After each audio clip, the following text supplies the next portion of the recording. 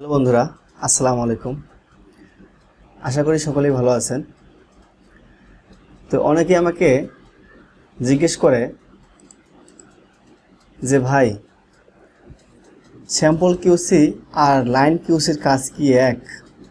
তো অনেকেই যারা জানেন না তারা কিন্তু অনেকেই প্রশ্ন করে যে লাইন কিউসি আর স্যাম্পল কিউসির মধ্যে কাজে কি কোনো পার্থক্য আছে, অথবা কাজ কি একই রকম? না ভাই,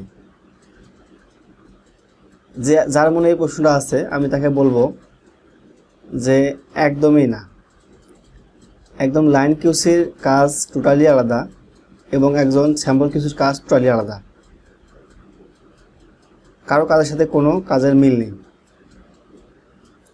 তো তো চলুন তাহলে আমি কথা বলি, আলাদা আলাদা করে বুঝাই দেই যে একজন লাইন কিউসির কী কাজ আর একজন স্যাম্পল কিউসির কী কাজ।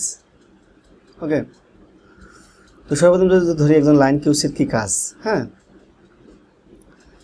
তো একজন লাইন কিউসির অফিসে প্রবেশ করার পরে সর্বপ্রথম তার কিউআই যারা আছে তাদেরকে নিয়ে একটা মিটিং করতে হয়, শর্ট মিটিং যেটাকে বলা হয়, মর্নিং মিটিং, কেউ বলে short meeting, morning meeting, morning meeting করতে হয়। মর্নিং মিটিং করার পরে তারা যখন সবাই যা যার প্রফেসে চলে যায়,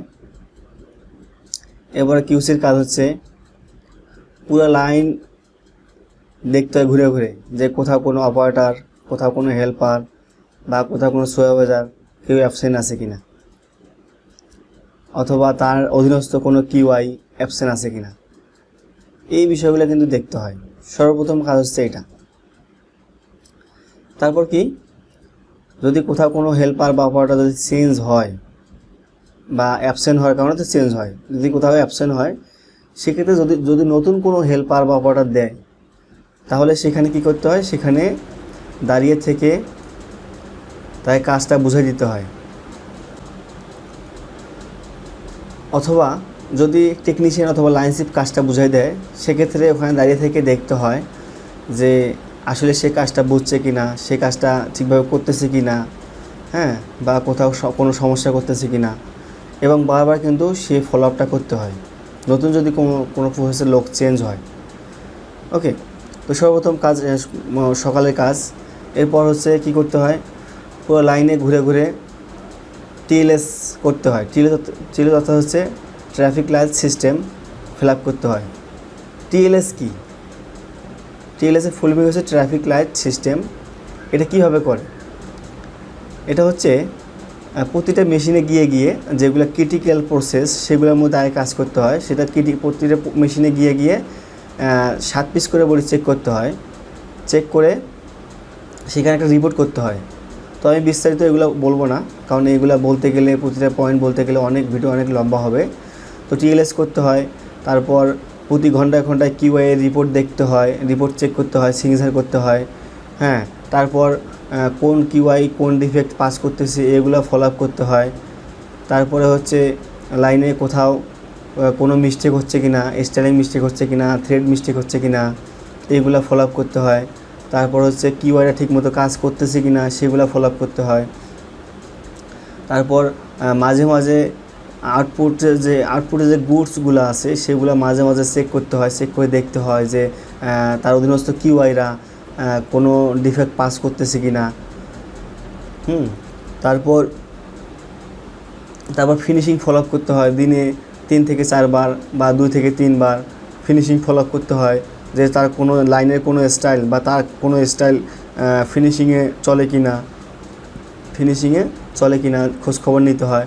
যদি চলে সেক্ষেত্রে আবার সেখানে গিয়ে ডিফেক্ট নিয়ে এসে রেকটিফাই করে দিতে হয়। হ্যাঁ, তারপর তার নিজের কিছু রিপোর্ট আছে, সেই রিপোর্টগুলো করতে হয়, যেমন বিফোরাস মেজারমেন্ট শিট, তারপর কিউসি কমেন্টস, স্টাইলিং রিপোর্ট, হ্যাঁ, তারপর হচ্ছে ক্যাপ রিপোর্ট, তার বিভিন্ন ধরনের রিপোর্ট আছে, সেই রিপোর্টগুলো করতে হয়।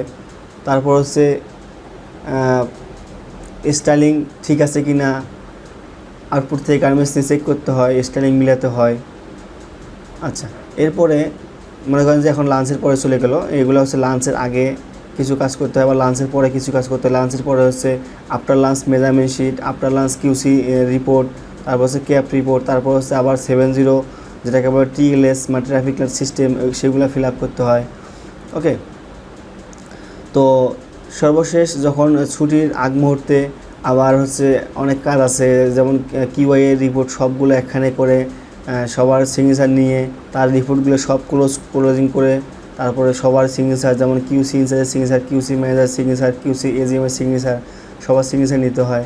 এবং কিউআইরা লাস্ট পর্যায়ে, হ্যাঁ, একদম ছুটির আগ মুহূর্তে মেশিনে ওয়েল পেপার রিপোর্ট দিয়ে গেছে কিনা, ওয়েল পেপার দিয়ে গেছে সে বিষয়টা খেয়াল করতে হয়।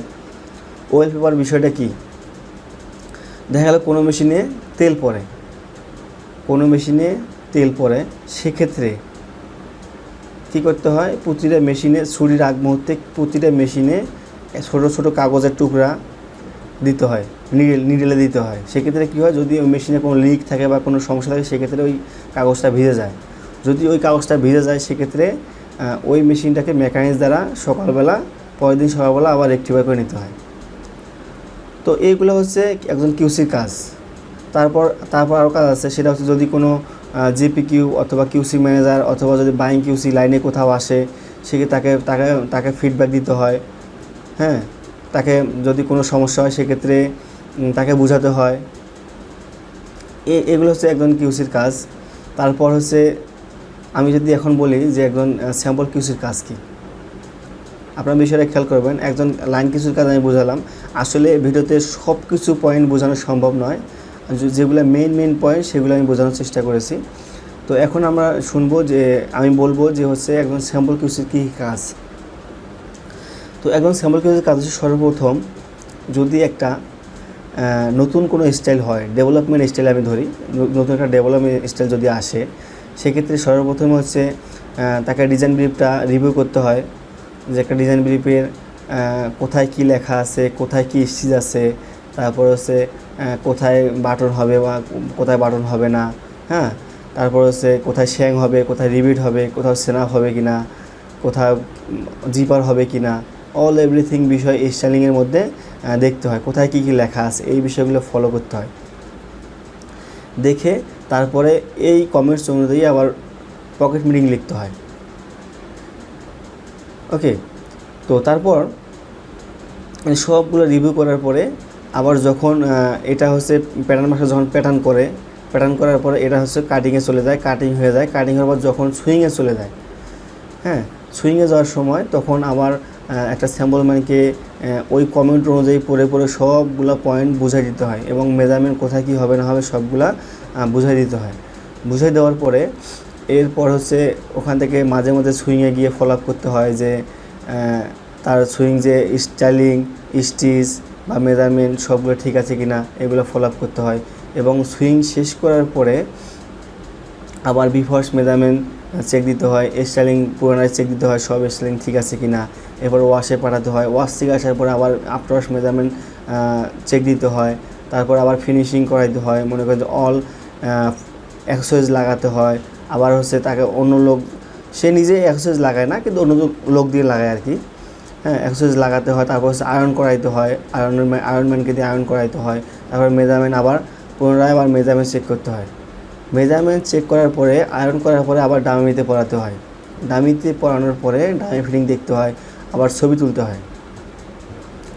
ওকে, তো ছবি তোলার পরে ডামি ফিটিং করার পরে যখন স্যাম্পলটা সবার সিগনেচার নিয়ে মেজারমেন্ট সব স্যার যারা সেকশনে স্যার থাকে, বড় স্যার যারা থাকে, যেমন কোঅর্ডিনেটর ম্যানেজার থাকতে পারে, তারপর সেকশন হেড এইচওডি থাকতে পারে, তাদেরকে দেখাইয়ে মেজারমেন্ট শিট তারপর স্টাইলিং সব কিছু দেখাই আবার সিগনেচার নিয়ে ওই স্যাম্পলে সাবমিট করতে হয়। এরপর সাবমিট করার পর আরও কাজ আছে, সেই কাজগুলো হচ্ছে যেমন বায়ারের হচ্ছে পিএলএম থাকে, কোনো বায়ারের হচ্ছে ওয়ার্কবুক থাকে, হ্যাঁ, ওয়ার্কবুক করতে হয়। হ্যাঁ, তো এই পিএলএম করার সময় পিকচার আপলোড করতে হয়, ডামিটিং করানো, তারপর হচ্ছে মেজারমেন্ট শিট আপডেট করতে হয়। তারপর যদি স্যাম্পলে কোথাও কোনো প্রবলেম থাকে বা কোথাও ফিটিংয়ে কোনো ইস্যু থাকে সেক্ষেত্রে সেগুলো কমেন্টে লিখে দিতে হয়। এটা হচ্ছে একটা স্টেপ চলে গেল। তারপর যদি ওই স্যাম্পলটাই আমি একটা স্যাম্পলের উপরেই আপনাদেরকে বোঝাচ্ছি যে ওই শ্যাম্পুটার পরবর্তীতে যখন আবার হচ্ছে চলে আসবে পরবর্তী স্টেপে, ধরুন পরবর্তীতে ফিড স্টেজে চলে আসলো, ফিটে আসলে তখন বায়ার কী কী কমেন্ট দিয়েছে, হ্যাঁ ওই সেরকম বায়ার কী কী কমেন্ট আছে ওই কমেন্টগুলো সবগুলো কমেন্ট একদম পড়ে পড়ে বুঝতে হয় যে কোথায় বায়ারে কোনো কী কী কমেন্ট মেজারমেন্ট কমেন্ট দিয়েছে কিনা, স্টাইলিং কমেন্ট দিয়েছে কিনা বা ফিটিং কোনো কমেন্ট দিয়েছে কিনা, সবগুলো কমেন্ট কিন্তু একদম পড়ে পড়ে বুঝতে হয় এবং স্যাম্পলের গায়ে সবগুলো কমেন্ট লিখতে হয়।